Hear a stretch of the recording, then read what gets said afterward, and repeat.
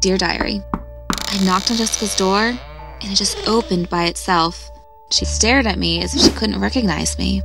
From the minds of Ari Vogt and P.M. Salazar comes an original story that will convince an entire generation that writing in a diary is awesome again.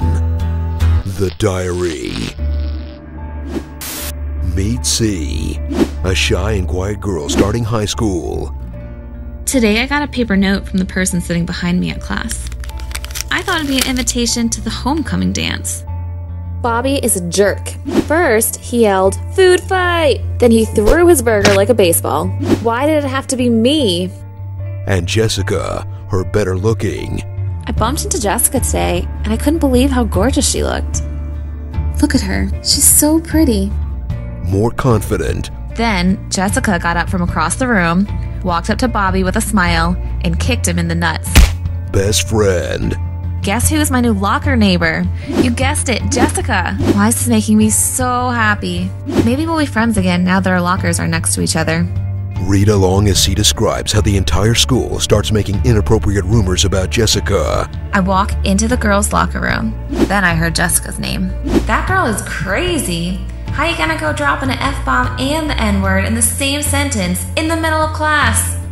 OMG, in school, I found out that Jessica's been sent to a juvie boot camp thing. Watch them cast her out until she stops going to school. I went to see Mr. Rogers after class And asked him to tell me what he knew about her not coming back to school. There's still no sign of her.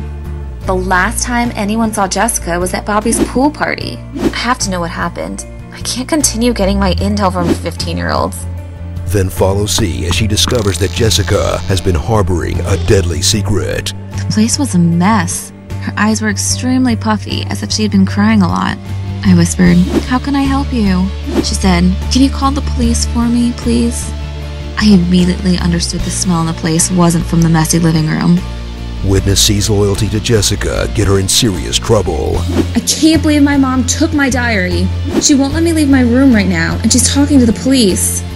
I opened the window and yelled at Bobby to go to Jessica's house and tell her I said she had to run out now. I'm sure she can stay here for some days and my mom won't notice. And enjoy the suspense-filled drama that's plastered all over her diary. Jessica's story was on the evening news earlier today, but some things didn't add up. I ran to my room looking for answers. Jessica wasn't there. I spent the afternoon sitting at the police station, being questioned about what happened at Jessica's house. I'm not talking to the police, but when I realized that even my mom was believing those lies, I had to ask why Jessica wasn't in the same trouble as I was. I just don't get her. She's so unpredictable and charming and incredibly hot.